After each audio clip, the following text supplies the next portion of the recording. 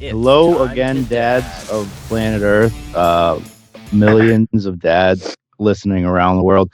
Welcome to Time to Dad. Time to Dizzle. We are Time to Dizzle for Shizzle.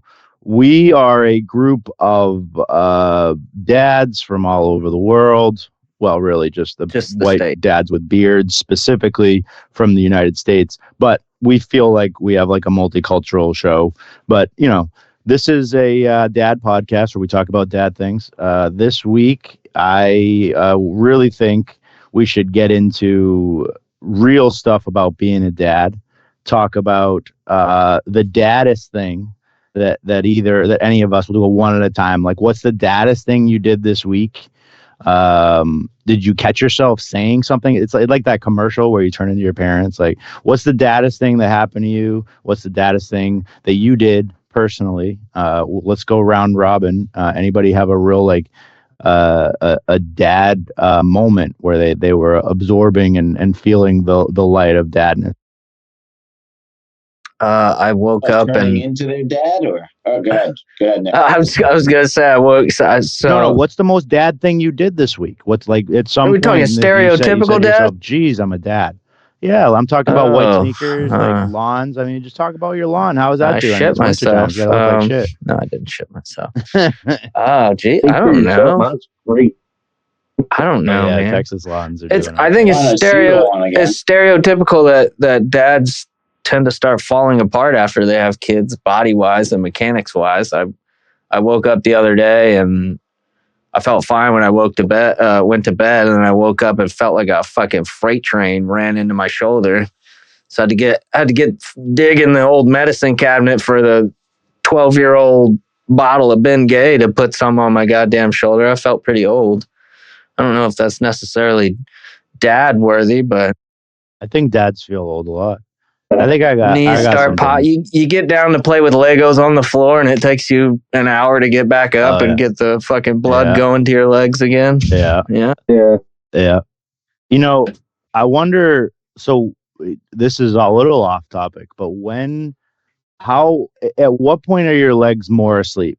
When you are sitting playing Hot Wheels with your kids on like a hardwood floor, or when you're sitting on the can for too long on your phone and then like your legs start to fall asleep right there and you're like, yeah, I think I've been on the shitter for too long. I need to get up. Can we what's worse? Sidebar.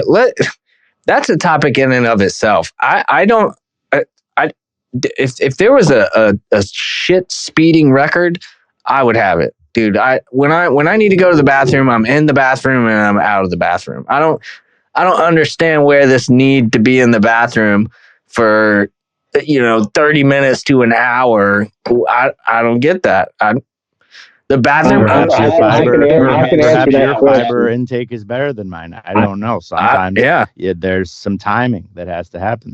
I'd rather just get off the fucking toilet and come back if I feel like I really need to. I don't know. I can answer that question. Then you're wiping twice or 3 times. That could hurt. Then what? JT has 7 different. There's a few things. Speaks 14 languages. There's a few. He knows. Listen, he's going to tell you right now. So in my experience, most of the time, when you're taking a big old dump, that's the only time you have to yourself to catch your breath and just be left alone. Because I'm not going to do that in the bathroom, though. Nobody wants to go in the bathroom. I'd go for a drive with that. I'd be like, hey, I gotta go run some errands and grab this and that and go for a drive, listen to some music. So that completely flips itself on its head, by the way, when you end up in a single dad scenario like me, where like I've got my kids too much free time and no, you can't do that. When I have to go, when I sit on the toilet, I wish and I hope to be like a Nick, because I'm just like praying. Like I got my don't get into shit. Like, please don't break something. Don't get into something. Like stay here. Listen, I gotta go to the bathroom. You stay here. Like, all right. Like, what can I do to keep them in this spot? Like, I got the Casa camera, the Ring camera thing. I'm like, what are you doing? Where are you going? But they could certainly vacate. And then I'm like, I don't know. Well, they know. You got to rush through that when you're a single dad. I know single dads out there know the feeling of like shit. I got it. Like, I cannot afford to be going to the bathroom right now. How many times a day or a week or a month do you think that you literally skip going to the bathroom because you don't want your child to fucking do something stupid? My youngest right now is literally, if my wife just sent me a video 2 weeks ago. If she goes to the bathroom and shuts the door, obviously, because we have two boys, so that she doesn't want them to see. The youngest one, his thing is now he runs out, he grabs a crayon, he goes to the other bathroom, and he starts drawing on the door. Ugh. And she literally caught him on video because she like pretended that she was going to the bathroom, walked out and videotaping, and all of a sudden you hear footsteps run down the hallway. You hear footsteps running back down the hallway. He goes into the other bathroom. She kind of catches the corner of it. And then she's videoing. He's scribbling like this on the wall. And she goes, hey. And he just looks at her. He freaks out and throws the crayon right at her and just starts screaming, like, because he got scared that he got caught, but mad that he was caught too. It was actually hilarious. But it's one of the funniest videos I've seen. When Emerson finally hit that age, I mean, when he was younger and like Jen would go to the bathroom or whatever, if he'd like, because we're in our own house, so we're not locking the bathroom door, and Emerson would like bust in the bathroom, and it wasn't really that weird. But as he started getting older, and we were like, man, that's not really appropriate now that he's whatever age it was. I have so many fucking videos of her in the bathroom, and all you see is his little fingers reaching under the fucking bathroom door, and he would just lay outside the bathroom and sit there and talk to her. It didn't matter what the hell he was doing or playing with. If mom had to go to the bathroom, he would immediately follow her and just sit outside the bathroom talking to her the whole time. I just got to take on what Joe's trying to talk. Oh. From seeing their mom go to the bathroom, but I'll see if the sound goes through. Okay? And listen to me. I'm going to be real honest with you right now. This moment came to me in a dream about a month ago. I was making love. My wife, Donna, on top of her, thrusting away. I don't understand what this has to do with the bathroom. All the windows closed. There you go. Her trying to get away because she does not like it. When I hear a sound, a rap at the door, my young son Gabriel walks in. My wife said, no, Gabriel, leave. I said, no, let the boy walk. No. I feel like that's every parent's fear, is that the kid's just gonna bust in the middle of that. I think that's definitely a fear. Like how do you explain that? I don't want to have to explain that. Like, let the boy watch. Like, what movie is that from? That's Eastbound and Down. That's a TV show. Okay. Yeah, but it's quite a moment. Damn. A little bit different topic, but okay, that works. Just to cut that up a little, but the let the boy watch is valid. So, do y'all have any interesting potty training stories? Because I'm slowly trying to get Jasper to go to the bathroom. Yeah, it's a challenge. Cheerios in the toilet, man. Cheerios in the toilet. You got to make a game out of it. I got that monkey thing on the wall. Oh yeah, like, Joe had the wall urinal. Yeah, that works. I want to get one. I want to get one of those. But I've also debated on just doing what every other redneck in East Texas does, and that's just let their kid go piss off the back porch. I mean, I feel like that's acceptable in Texas. For the most part, yeah. Mm-hmm. It helps. I got a big ass privacy fence in the backyard. So I mean, we've been places where like there's no fucking bathroom around, and you just got to kind of send Emerson off over to the woods and whatever. Yeah, but that's not how you potty train them. You don't just say, I thought we moved on past potty training to just getting them to go. No, period. we're still. I think he can go. Is where he's going. Well, what I'm trying to do is get Jasper to. And he's done okay. We're trying to get him to understand that you're not supposed to pee on yourself or in what you're wearing. So we have big boy underwear for him, and we don't want him having to wear the diaper, obviously. Let him run around naked in the house. Yeah, and then I gotta. Yeah, but that's less shit he's got to do when he tries to go by himself. He just runs up to the toilet and goes. I think that's what they say to do now. Yeah. Just let them run around naked for like 3 days, and then eventually they just do it. My kid is the one that would make me concerned if I'm going to step in a steaming pile of shit. Okay, well, so let me tell you, I have a dog. This dog has been very well trained. He knows better. Let me tell you, my mind would not be right if I step in a pile of shit and it be a dog. Let me tell you how much worse it's going to be if I step in human shit. Listen, man, have you not had any? Did you not have to deal with blowouts when he was younger? They still have. Yeah. I'd rather step in a rogue pile of shit than clean a blowout that like went up the back and coated the car seat. Oh, the blowouts. Yeah, those blowouts. I do not miss those days, dude. The blowouts are gnarly, but I'm gonna tell you, dude. I'm gonna tell you, I there's nothing worse than. Can we call that? It's just like they took a bottle of like Heinz mustard and just sprayed it all the way up their fucking back, dude. I do not miss those days. No. I'll take a steamy turd on the floor any day over that. I hate stepping at that. I mean, you don't want to step in it, but especially if you walk barefooted, imagine having it. Yeah, it literally just happened a few weeks ago. Literally, my dogs. I woke up, went to the bathroom. She thought it was time to get up, so she got up, took a shit. I stepped in it, then stepped in my sweatshirt. I was like, what the hell is that smell? It was threw out the sweatshirt. It was like one of my favorite sweatshirts I've had since I was like 18. Right. So, guys, you guys want to start the show now? No. I'm having too fun talking about stepping in shit. So we got Nick and JT and Joe. Welcome to Time to Dad. Welcome to shit on the floor. Oh my god! Tonight we're talking about the moments you realize. We're supposed to be talking about the moments you realize you officially become your dad. So maybe we get a little more in depth with that side of it. Like, I know for a fact, like, so my thing, I took my kids to the, I do like a dad day on Fridays because that's the day that I have them predominantly the whole day.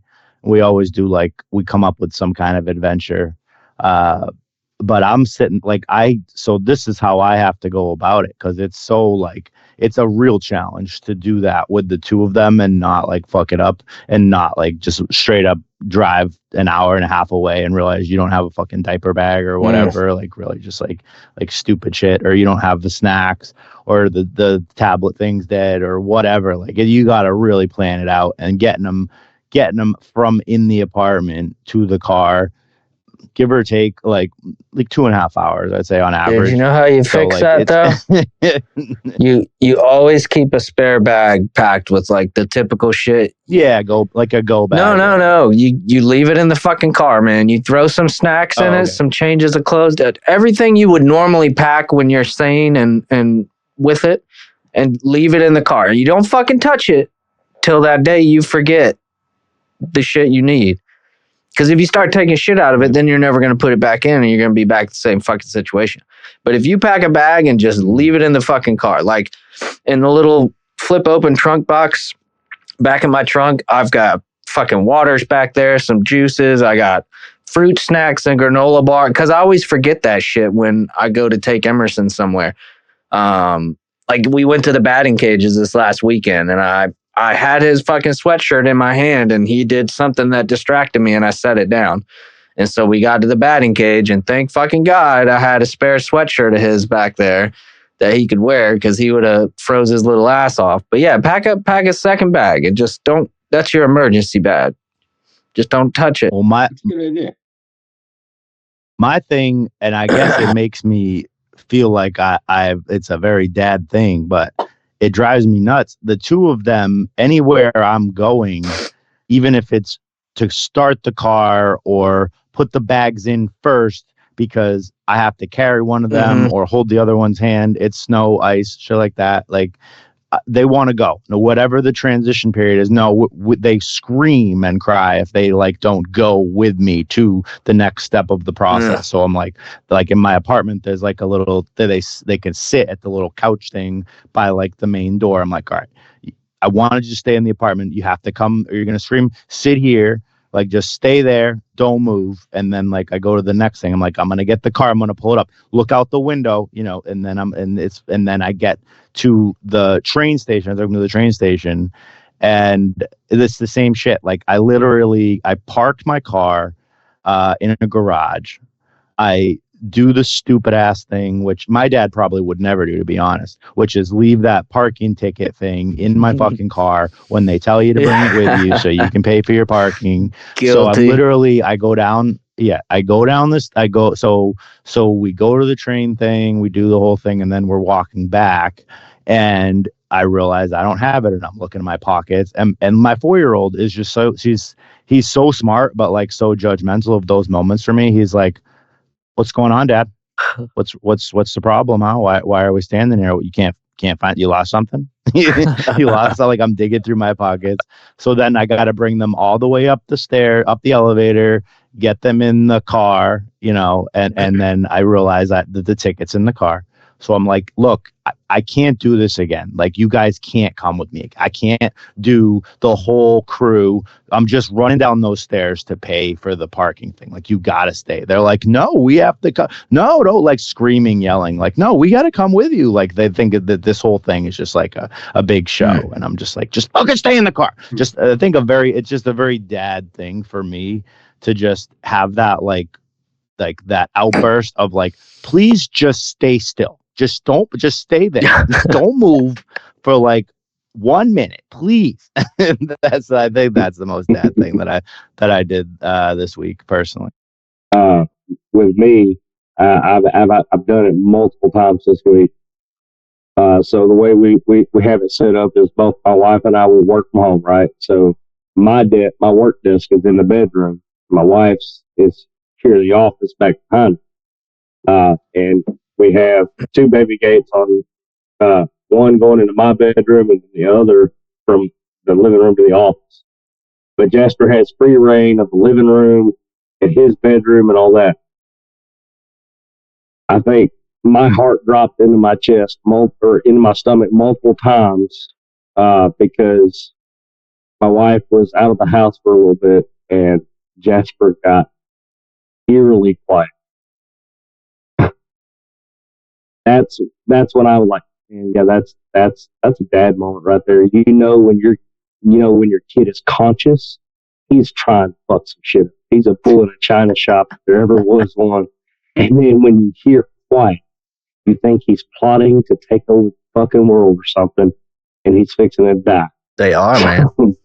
As soon as it gets quiet, I nearly come running out of the room to make sure my son is not figured a way to finagle and climb over the baby gate over here and pull a chair to the kitchen sink and start messing with shit.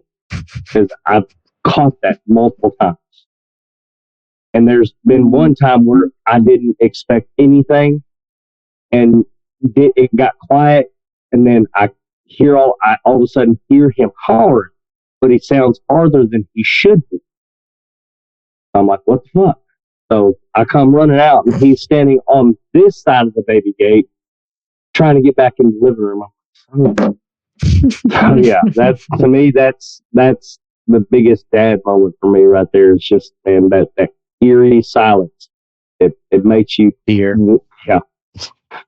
Just don't. Most dad thing you can do is be deathly afraid. Dude, it's that doesn't change either, man. The only thing that changes is they get crafty enough where they'll run from room to room, and you'll hear them doing it, and you're like, oh, okay, well, at least I know, like, he's not quiet, right? So you assume he's not doing something he shouldn't be.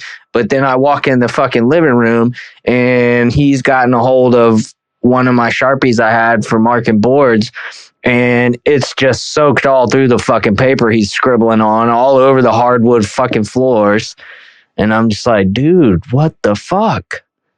And it's my fault for leaving it out because he doesn't know that, the marker is going to bleed through the paper and be a fucking royal pain in the ass to get back off the floor. So I can't get but so mad at him. But yeah, that shit doesn't change. They just get craftier, man, and they get able to get into more shit, man. It's I don't. Our first one was so good with that. Like, we talk about it all the time. Like, I know some parents have the kids that like throw stuff in the toilet bowl and throw stuff out in the garbage or color. Right? Like, our first one was so good. He never did any of that type of stuff. And then we always said it. We're like, watch, our next one is going to be a monster, and that's exactly what happened. Literally, like, he just knows, like, he's not supposed to do that. He's like, all right, they're not looking, I'm gonna go and do that. And it's like every single, like, it's just amazing how from the same two parents how different a child can become. Or up. That was me, my sister and I. She was the good kid, and I was always the one getting in trouble. But I'll caveat that with the reason I was getting in trouble is because she knew if she told me to do something that I would listen to Big Sister, and she knew that if it was something that was going to get us in trouble, I would be getting in trouble, not her. So I can't tell you how many fucking times I got in trouble because she'd dare me to do something or ask me to do something, and I'm just like, okay, sure. And then the next thing you know, I'm getting my hide tanned by dad because I did something I wasn't supposed to. Yeah, my older brother was notorious for like punching me or doing something, and then I would start chasing him, and I would get in trouble. Always. It's the second one. Right? Yeah. So that's what it is. Yeah. So I'm sure that's going to happen with our boys, and it definitely gets tough. I think one of the tough things is for when you have kids like similar age, like Jason, yours, right? You got twins, right? So like. Irish twins. Well, they're all technically all clones of me. But they're not twins. They're 18 months apart. 18, okay. Yeah, but they're boys, and I mean it's the same difference. Like they're a pair, like they're a package. They don't go. It's not like it's one or the other at any moment. So it might as well be. Yeah. I think one of the hardest things that we kind of come across now is like the older one wants to do something, and then like the younger one, you have to, try to, I guess, like. You're trying to play with both, but you can't do the same thing with both. And then one wants to do this, and then one wants to do that, and one gets mad for that one, and then this one gets mad for that. And it's like, which one do you help first type thing? Because you never want to just keep telling the older one, hey, he's young, this. I think that's like one of the, I see that happening a lot now with us. Like, we're trying to, I guess, be the fairest we can with that for the older one too. It's not always just about the younger one, right? Well, makes sense. So that's a good segue, man. What's the worst type of dad guilt you felt as of lately, and like how do you deal with that? I got a good one for that. All right, so honestly, it is dad guilt for real, but it's also just like reality, but as far as being a dad. But so my thing lately, or at least my son's thing lately, he's 4. I really don't know where to go in terms of a 4-year-old. Like, I don't want him to be on screens all the time. I definitely don't want him to play like any video games, but if he does watch something, to if I have to do something, I have to clean something, or I'm tending to the other one. If he's watching something on TV, he wants to watch these game shows. Like, it's a show of a guy playing a game. Streamers. It's like these babies. It's like these baby game people or something, and he loves it. And he's like obsessed, and that's all he ever wants to do. And I don't let him watch that much TV, but if he will ask for it, like, he like loves it. If it doesn't matter, like, if I used to have them have a routine where they'd watch like an 8-minute short, like a little cartoon before bed, like, no, all the time he wants this stupid baby game, and he thinks he's playing the game, like, or he'll watch like Sonic Racing the video game, and he's like he thinks that like he'll take my remote like and think he's playing, like he thinks he won the race, which to me is kind of funny. And I took advantage of this recently, and on Sundays when I have them, it's a lazy day as it is. It's just like I try to take them places, but it's like it's a reset day for me. I don't have like for all of us as like a group of three, like they have to go to school the next day. I have to go to work obviously the next day, bring them to school early in the morning. We've had the whole weekend together. It's just one on two. I'm outnumbered at that point. But so I'm exhausted by the time we get to Sundays usually. And so when the younger one's got a nap, still he's 2, so he still kind of has like a nap time in the middle of the day if you're lucky, if you want him to be healthy and happy by the nighttime. But when he naps, man, I feel like I'm back to like the infant stage of it. I'm just like, I'm going to go lay down to get your brother to sleep. Like I'm taking that nap too. And then so I'm thinking I'm taking Russell and I'm like, here you go, play the racing game. But he yells from the other room. So I do feel guilt on that, like letting him watch TV because I wanted to take a nap with the younger one or whatever. But, the one thing that's funny is if it's YouTube, he yells at me from the other room because you can like skip the commercials if you hit it, if you're paying attention, if you're watching it on like TV, and I'm streaming it from my phone. So he's like yelling like every like 10 minutes or whatever. He's like, Dad, commercial, Dad, commercial. It's like, Mom, the meatloaf. Fuck. He's like, commercial. I'm like, yeah, I got you. So that's some dad guilt, but I think he gets me back with the dad commercial bossing me around thing. But what, everybody else got some dad guilt? I mean, there's days where Emerson wants to do something outside and you're just burnt out, and it may be the weekend and you're like, dude, I really just want to fucking sit here. And so there's been times where I've said, no, I can't do that. I never feel good about that. But at the same time, if you don't take breaks, you can end up snapping about stupid shit. There's multiple things you could happen if you don't kind of try to take care of yourself. So, especially when Jen's in. There's an emotional load. That's like, isn't that like the thing, like the clinical term, like emotional load or something, like with your kids? Like you got to let it out a little bit. Yeah, yeah, but if you don't, like when Jen's in wedding season, if it's been a long fucking week and Jen has like a Saturday and a Sunday wedding, that means I have Emerson all fucking weekend pretty much that I've got to take care of him. And I feel a little bit like a single dad. So I feel for the single dads out there, but sometimes it just gets fucking overwhelming, man. And it's okay to say no. I don't like to say no. I'm not going to go outside and play with you or whatever. I'll usually try to get him to go play a little bit by himself, and then I'll go out there with him. But I still feel guilty about it. I think my biggest thing is I don't like Jasper has we've done really well with keeping him off of like tablets and all that other stuff. I'm not encouraging that in the slightest. I feel like shit a lot of days because whenever Kyle and I are working, he's watching TV. That's for like 8 hours a day.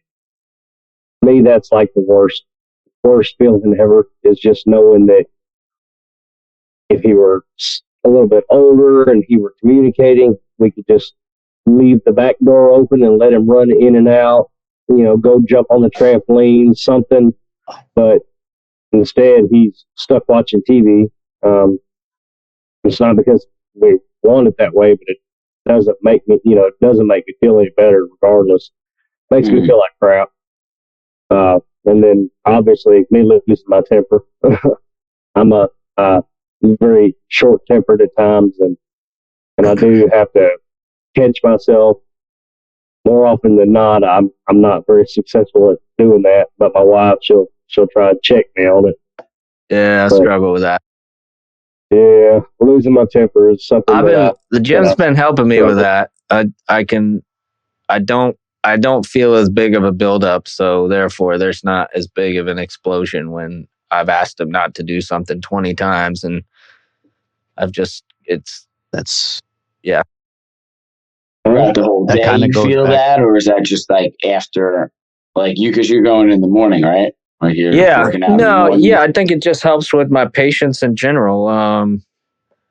That the gym kind of gives me a release of that energy, I feel like. So by the time it gets to the end of the day, or by the time I'm back around him and he just decides to be a little pea head for some reason, there's not as much energy to build up to kind of get to that point where you have to yell or scream about something or get angry with them about something. It's easier to kind of keep a level head about it. And I still have slip ups. I'm not saying it cured me completely of any kind of like anger issues or blow ups, but it definitely helped. You do that early? Yeah. So I get to the gym anywhere between, I don't know, like 6 and 6:45, depending on the day and depending on how I'm feeling.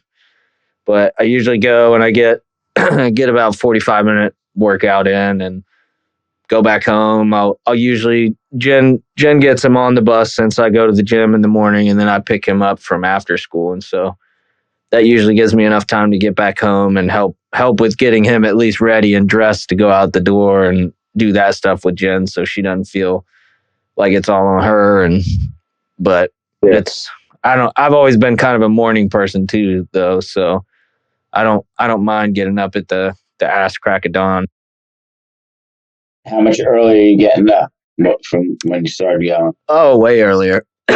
When I wasn't going to the gym, I was probably getting up at getting out of bed at like 7:20ish.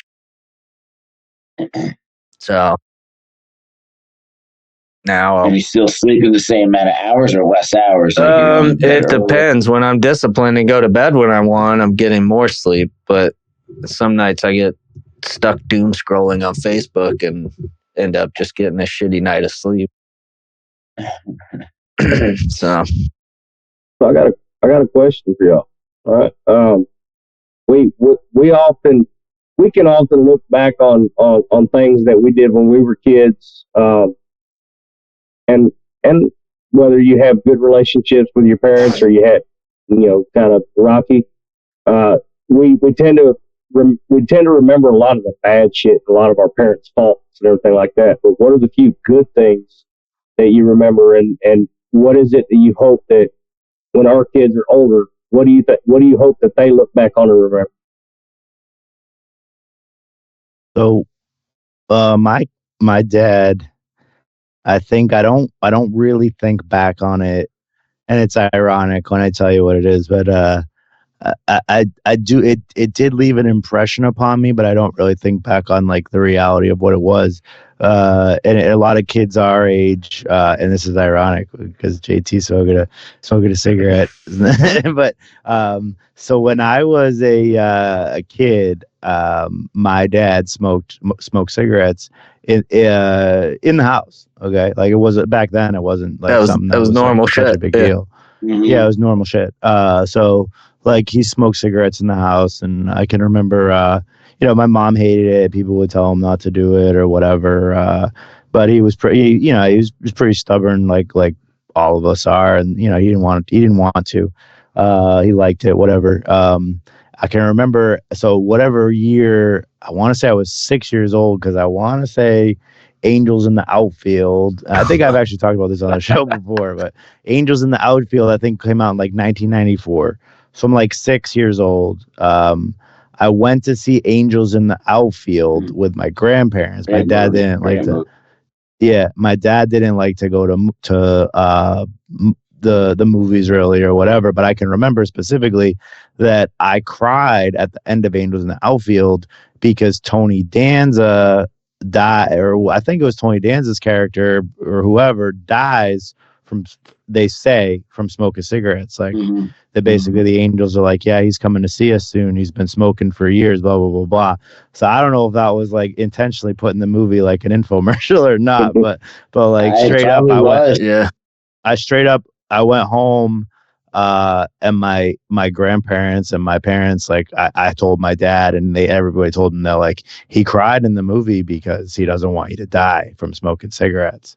And my dad, he quit smoking cigarettes because of that. So I'll as for all the good and bad that my dad has done, and I love my dad, but for all the things he's done that aren't the greatest, that I'll do as well over time, that's probably something I'm most proud of. That for like I hope I would have that ability, and I probably would. I mean, I love my kids, and I can't imagine. There's a lot of things I'd probably give up for them if I had to, but or they asked me to. So that was a good one for me. That's funny. I wonder. Right around probably the same age. I think I remember my mom smoked, and I hated it. You know, I wonder. Who knows? I don't know. I have a vivid memory of her smoking, but I don't know if it was like from a movie like that. But that was a great movie. So I remember that like a lot, like in that movie. It was like a big key thing at the end of the movie. I think for a kid, like because everybody loved that character in the movie, and then the angels are like, no, like he's gonna come see us soon because he smoked too many cigarettes. You know, like I think there was, because that's definitely in that like. Because the kid in the movie got upset too, right? Yeah. Yeah. Nostalgia. So I'm picturing that. I need to watch that again. I haven't seen that in a hot damn minute. Great movie. Yeah, but I'm gonna let my kids watch it, except for that part, I think. Yeah. We don't smoke, so. No, that's true. I know. Yeah. I never remember my dad tried a cigarette before. Well, the fucking don't, man. I always loved the smell of them. So like if JT smelling like in high school, if we were at parties and stuff and people were smoking them. That is the thing. They do not, dude. smoke That it. I loved it. At the point of when I was smoking a lot, like, and I legitimately tried to quit. The one I could handle my shit and cold turkey it until I went to like a house party and I walked by and I caught a whiff of a Marlboro from across the backyard. I don't know what it is about like that secondhand drift of smoke, man, but it's fucking potent. It's good. If you're trying to quit. Yeah. I never. But I don't like it on clothes. If somebody was smoking in the car and smoking, but just like it in the air. Like, I remember people like be like, you hanging out in a circle and people were smoking and the smoke would go in your face. They're like, oh, I'm so sorry because I'm like, no, it's fine. I don't mind it towards me. But because I always loved the smell so much, I was always deathly afraid of trying because I'm like, I'm gonna get addicted. Dude, you know what? They say that about cocaine. Most people don't like it at all. They just like how it smells. And then you just start doing little toots all over the place. I do. No, the thing that hooked me and my friends is when we were finally old enough and could start buying them on our own.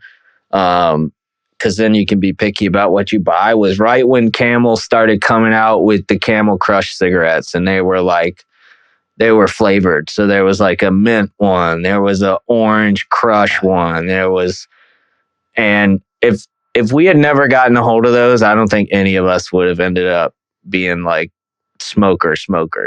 Those things were the fucking devil.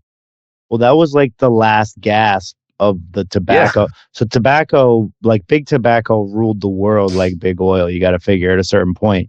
And that was like their last gasp where they're like, they're starting to change the laws and people are actually adhering you can't to the do warning. It inside, like we gotta target the kids and get hooked. And then they got caught for that too, and they shut that down. But that was like tobacco. And they came in the fancy tins. Commercials, dip, right? I remember my buddies did the dip. I did dip. Well, I never did dip like the loose dip, but I did pouches for a little while. The pouches. Yeah, I tried it a few times. It always gave me a headache. I hate it. Yeah, it fucks your stomach up. You chew? Yes, the chewing tobacco, the big ready stuff. No, I know what you're talking about. Snuff, I can't. I don't like shit in my teeth and everything like that. So that's why I did the pouches. The chewing I can do, and I'll get a pouch of Levi Garrett or some Red Man or something when I'm out. During hunting season and I'm in the deer stand, so I'm not smoking.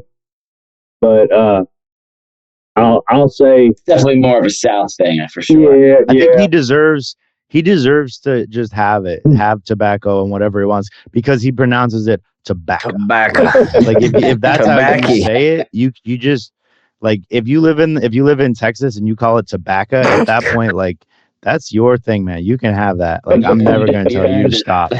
I'm gonna get you some for Christmas. I'm gonna send you a bag of tobacco. You know, like it's awesome. Man, but no, Texas is a whole different dialect of English. I can say, as a cigarette smoker, the smell is obnoxious. I know. It doesn't.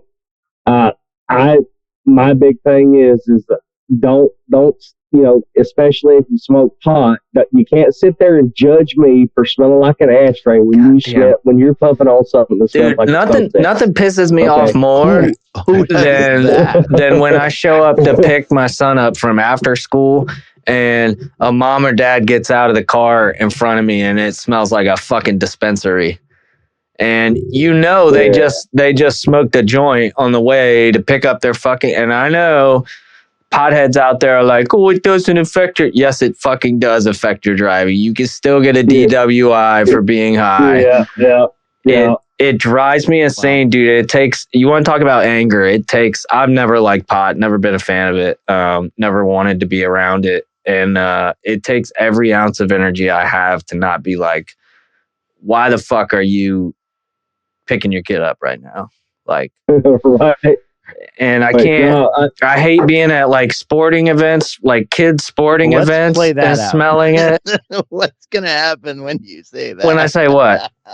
Like, I'll probably, like, what are you going to, I'll probably get some probably get bullshit in a fight with some dad at a soccer game. Dude, that's fine with, that shit has no place being at a youth sports event. Dude, it's not even legal outside of your own residence. I'm not condoning that, but I just want to be there when you, isn't it? I don't know.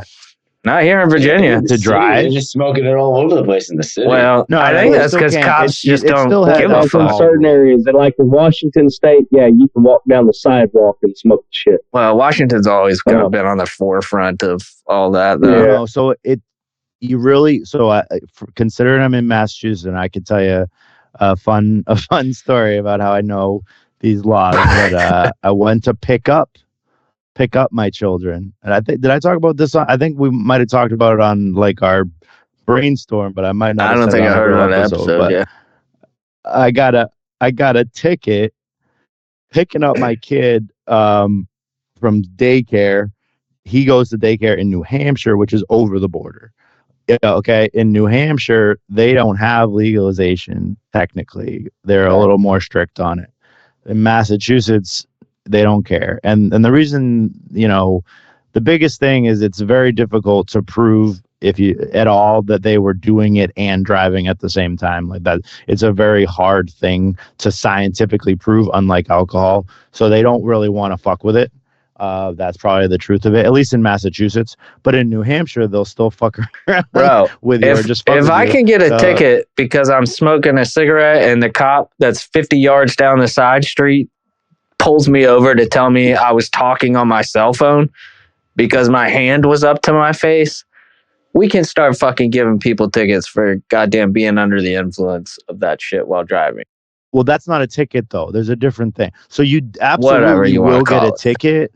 You will get a ticket, especially in New Hampshire, and that's what the guy hit me with.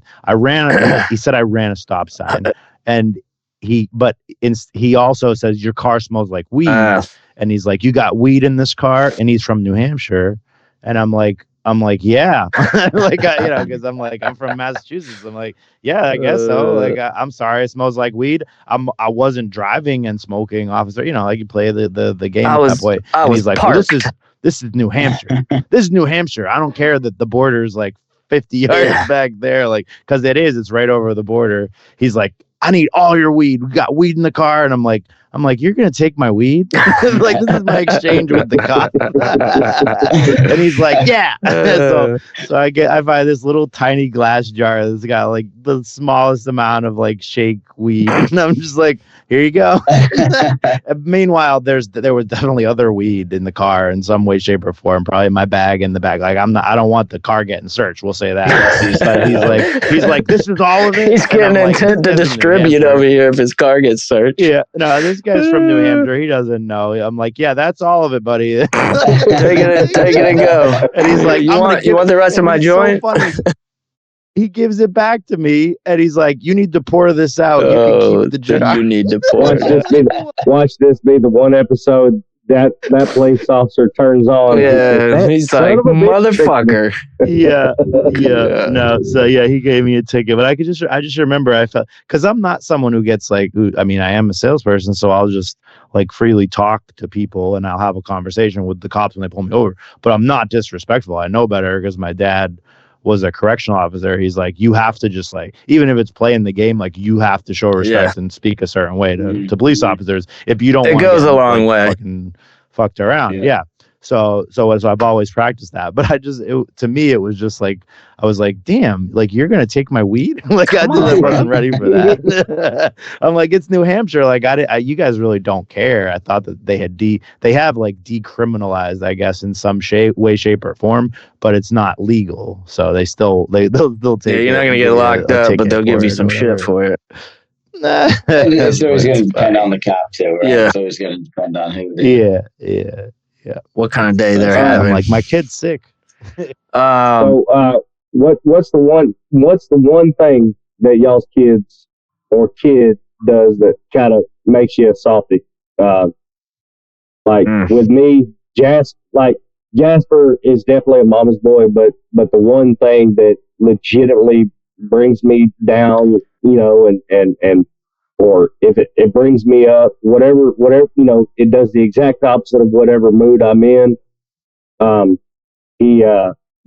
Jasper the other day, and I went to go pick him and his mom up from the gym. And the second I pulled up and got out, Jasper he had this big old shitty grin on his face, and he ran from his mama, and he just wrapped his little arms around me. And I'm gonna tell you, to me, that's it right there. Is that because he doesn't do that much, he's always up mama's butt. He doesn't really want much to do with me if mama's around. But in that moment, like he definitely humbles me with that experience, Mm-hmm. So is there something that y'all's kids do that you may not actually tell your wife about, or don't really talk about much, but the one thing your kid does just really makes it count, makes it worthwhile? I'm a sucker for the random bear hug. My wife tells me all the time I'm not really a touchy-feely, overly expressive person with my emotions. So I don't, I'll give Emerson hugs and stuff, but when he just out of the blue decides to they just come up and grab your fucking leg and give you like the biggest hug ever. I don't know why, but I could be having the shittiest day, and that, for whatever reason, that hits the spot and just kind of like resets my emotional clock for the day and grounds me. And I think that's probably my favorite thing about him. Because usually we're being knuckleheads doing dad shit. We're wrestling at bedtime, getting yelled at by mom because we're roughhousing or something shitty like that. When he hits me with one of those bear hugs out of nowhere, when I'm taking him home from school, I'll always look back at him and I'll say, guess what? And he knows what I'm going to say. And I always say, I love you. And he'll still say what? Like he has no clue what I'm going to say. And then he gets all, I knew you were going to say that. And so those are probably two of the cuter things that kind of get me. I did read that the roughhousing thing is actually very good for their like it's emotional extremely development. Good. Yeah. Very good for the development. My wife Oh, yeah, they wife love thinks that. otherwise. She thinks I'm just getting him all No. riled up and he won't go to No, bed. they love and it. Yeah, They love it. it's It's better important. for them. They sleep better. There's like We- a lot of So we Yeah, that's a big we thing. play a game and called especially even like right before bed. It's like you can be wrestling yeah. and then just be like, all right, turn over, go to sleep. And they're like, all right. Like, So we alternate who puts him to bed usually, unless something's going on. And he likes to play this game called Bulldozer, and I don't know how the fuck it came to be, but I'll lay his bed's up against the wall, so I'll lay on the outside edge of the bed and I'll roll him and push him and basically smush him against the wall on the other side of his bed, and he thinks it's absolutely fucking hilarious. And then he'll yell Bulldozer, and out of nowhere he'll kind of pop up off the bed and roll back at me, almost fucking karate kick me in the face half the time. But for whatever reason, dude, he likes it, and I usually don't have trouble getting him to go to bed. And my wife will come in there and be like, "What the fuck are you doing? Like, how am I going to get him to go to sleep when you're in here, getting him all crazy?" And so, but I'm just like, whatever, kind of ignore it. It's fun. yeah. Yeah. They love it. Listen, they don't get you all the time. I mean, for in my case, my wife's home with them all the time. So, when they get me, it's like, it's full on wrestle mode every single time, whether it's in the morning before I go or get home. And especially for my oldest one, because he's like, my oldest one is definitely a daddy's boy. He's all about me. My youngest one, completely the opposite. That's, like I said, all about mom. But my oldest one, just this morning before I left, I had like 8 minutes. He's like, "All right, can we wrestle? Can we wrestle?" So we go downstairs and we set up the mats. I'm like, "All right, I got to set the timer though because I got to leave at a certain time, But I think the thing that he gets me with, going back to your question, JT, is because he is like so into wanting meat all the time. We went out to dinner the other day, and it was we went out to hibachi. And, Nice. The four of us, and we got hibachi, and on the way out, they had like a little wishing well. So, and he remembered, I guess, from when we went maybe like a year and a half ago, that he's supposed to throw a coin in and make a wish. And as he threw it in his thing, then after we asked him what he wished for, and he said, "I wish that Dad doesn't have to go to work tomorrow." And I was like, "Oh my God." If only. Yeah. Wow. Like Wow. that killed me. Like, That could be that dad guilt question. Yeah. So now, thankfully, it was a Saturday night, so I never go to work on Sunday, right? So we kind of played it off like then Sunday, and then Sunday night was the snowstorm. So we kind of like played it off like, "Hey, well, he asked me like, 'Hey, why didn't you have to go to work today?' I said, 'Hey, well, nobody called me and needed my help.' So I was like, just nobody called me, So and then the next day, nobody called me again because I just didn't do it. On Monday, I could Zoom, but I did like one meeting from home, and I was like, yeah, nobody called me. He said, "Wow, my wish came." I said, "Yeah, you just can't wish it all the time." I didn't say that to him, but I think that's like one, like when he wishes that I don't go to work, like like makes me want to kind of hold him a little bit tighter. And that's a tough one. Okay. Jason, Jay? are you with us, Jason? Oh, I thought He's I on that. did. Like I was talking about the other stuff, so I thought I kind of. Oh yeah, you did the my smoking thing in on the smoking thing. That's true. No, the melting thing is definitely, when I pick them up from right. school, that they give me that they scream like if they don't see me, like one of them's usually looking out the window, but the younger one like isn't necessarily expecting it. And when the teacher's like, "Leo, look who's here," or like, even Russell's like, "Hey, Leo, Dad's here," like he just like the like sheer screaming excitement, and then the run and the hug, and he will get me.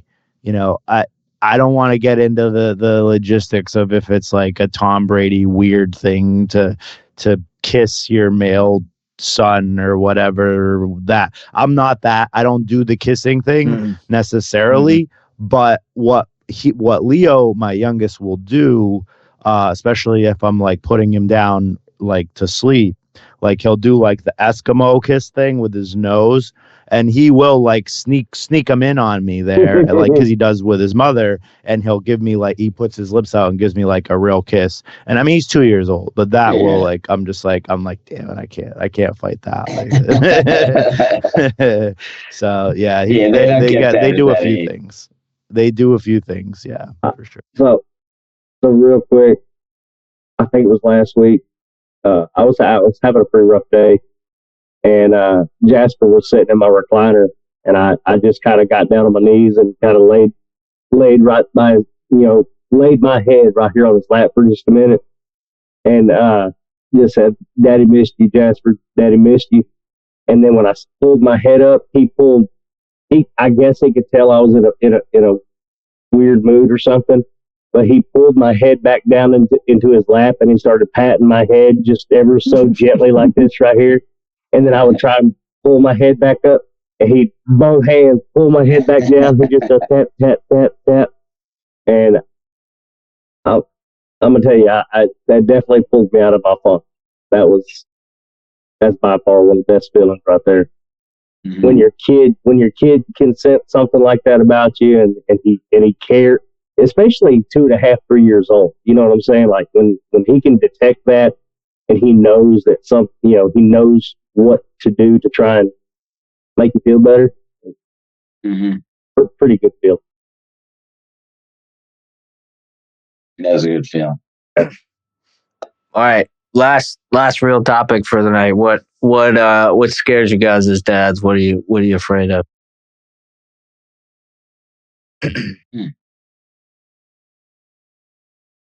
Failure.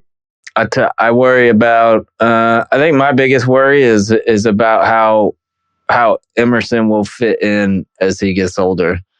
I don't think I've been very shy to talk about my opinions and beliefs on this show, but Jen and I aren't left. We're not right. We're somewhere mixed up in the middle, but we don't follow a lot of the like popular opinions nowadays, and we kind of raised Emerson the same way, and we always raise him to be respectful of everyone and be kind to everyone and all that. But sometimes I worry that, he's going to see how bullheaded Jen and I can be about things, and that he's, I think you can watch from generation to generation how things have changed. And so the future of how kids act and how the current generations that are acting now, it just scares me that Emerson's going to kind of be an outcast.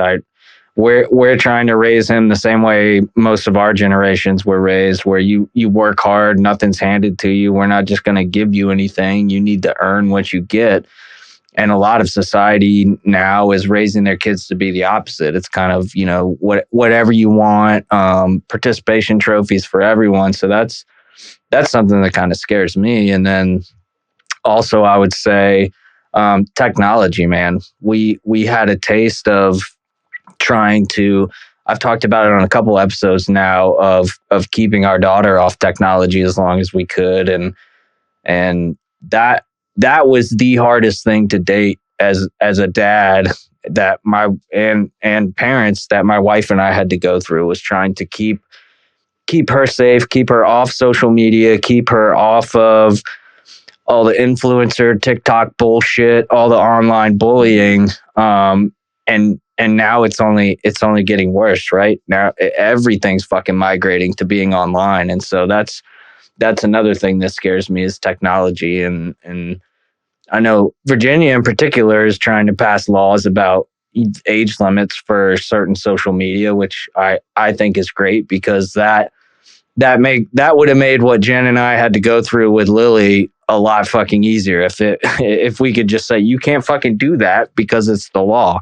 But instead we were just bad, asshole mom and dad for not letting her have Facebook, not letting her just have free reign on her phone to do whatever the hell she wanted with it. And so technology is another big thing that kind of worries. I'm not afraid of it. I use it every day. It just worries me. Yeah, with what it can do. Yeah, exactly. What it can do. So those are my two. I think that's a common one. with technology. I think and anybody roughly our age, millennials, because we saw both sides of it. Yeah. Right. So our kids aren't going to be listen, every parents have things that they were afraid of, right, with their kids, because it's like that old saying, oh, back in my, the music these kids listen to, every generation has said that, Yeah. It's just changing. But yeah, technology, I think, is scary because of, I think, the access that it gives our children to, but also what it gives people to our children. I think that's, like you see all this crazy stuff out there, just getting into the whole Epstein file crap and all that stuff. And it's children, and children don't know what they don't know. I think that's my biggest fear of just, we were just talking the other day, my wife and I, hey, when do you have the stranger danger talk? When do you start telling them to be afraid of people type things, all those things, that kind of come into it. And I think it's just teaching them to be fearful, but to not be afraid of the world at the same time, I think is like a hard balance. Yeah. That's a tough one, because I don't know.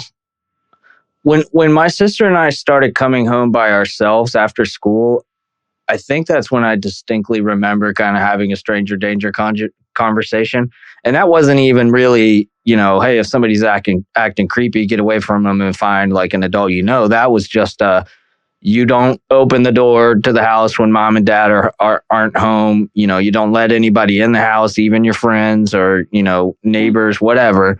But now it's a different world, man. You've got it's scary for Jen and I when we had Lily, because DC was, and I believe still is, a huge hub for sex trafficking. And so that Lily was always just can be polite to anyone, can strike up a conversation with anyone, didn't matter who it is. She was just a really outgoing, energetic kid. And so it always scared us that, as innocent as it may be, she was one day going to run into the wrong fucking person. And it wasn't that way when I was a kid, man. I remember my parents letting us just wander through the fucking parks at my sister's cheerleading and baseball competitions and stuff, and probably never thought anything of it. They didn't think your kid was going to get kid. It was a different time, man. And it's, that's a scary one too, is I didn't even think of that, because, Emerson's usually pretty shy when it comes to new people anyway. So it hasn't really crossed my mind, but that's a really good point. Stranger danger is a pretty big thing. Yeah. My big fear is failure, and that's all encompassing. Just the idea of failing to prepare my son to be a well-grounded, respectful young man. Much like you said, you want Emerson to be respectful to everybody, but still be firm in his convictions and everything like that. To go by a moral compass and not let others sway him. But by doing that, he's gonna be an outcast. Yeah, because everything's a trend nowadays, and everybody knows what the trend is, because everybody's on social media, everybody's on TikTok, everybody, Instagram. And if you're not with whatever the latest trend is, I mean, people notice, and people definitely. Yeah, it's just like we all had cliques when we were in school. If you didn't have a certain type of clothing or look to you, then you were part of this group or part of that group, and it's the same way, but now it's a much, much bigger scale, because these kids look at follower counts to determine who they're going to like and who they want to mimic and imitate. With no moral compass, half the time, I feel like. So yeah. Well, that's my biggest fear, is just making sure Jasper's not prepared for the world that's coming. And what's jacked is, in all fairness, I think we're all equally as unprepared as Jasper is, to be truthful, with the way the world's changing. We've got more experience in learning how to adjust on the fly, but that's my biggest fear for Jasper. Is just failing to make sure that Jasper grows up to be that well-grounded young man. I'm not raising a kid. I'm raising a young man who just so happens to be a kid at the moment. So that's the way I try to look at it. Yeah, it's oh shit, I had something I was gonna say and then I forgot. But I'll think of it in a second. No, Jason, we cannot. Yeah, I forgot what I was gonna say. But yeah, no, thank you guys for sharing that. That kind of stranger danger one that's a good one, Joe. I really hadn't been thinking about that, but it's we went to one of those indoor jump room things, and I kind of said like, hey, you don't leave this platform without daddy. You don't leave with anyone else. But I didn't really, that point, I wasn't necessarily thinking stranger danger. It's just more, I didn't want to have to go look for him off in the fucking mall somewhere, eating boogers. Yeah, there's weird people, there's creepy people out there. You're looking around and you just never know these days. I mean, even in good towns, they're everywhere. Yeah, when it's funny when you say that, because every day I drive down our street and I look at all the front doors as I'm kind of driving down the street, and I think like when I was a kid, everybody had their front door open. It was just kind of something you did, but now there's a couple doors that may be open, but for the most part, everybody's front door is closed, and they're home. It's not like they're away. So shit like that just kind of makes me think of that. It's just a different world. But anyway, hope you guys enjoyed the episode. I thought this was a pretty fun one. We kind of touched on a bunch of different stuff. So thank you guys for hanging out. I promise you, I'm still working on a friggin' specialist episode. I'm running into scheduling issues with getting some stuff rolling with that. So I'm hoping by the end of March we will have another specialist episode. I know Joe's got some people that may be interested as well. So hopefully we can get something locked down and get you guys another specialist episode in March. But thank you for hanging out, listening to us. Hope we didn't bore you too bad. Join the Facebook group and hang out with us, and like and subscribe, and we'll catch you on the next episode. See ya. Later. Peace.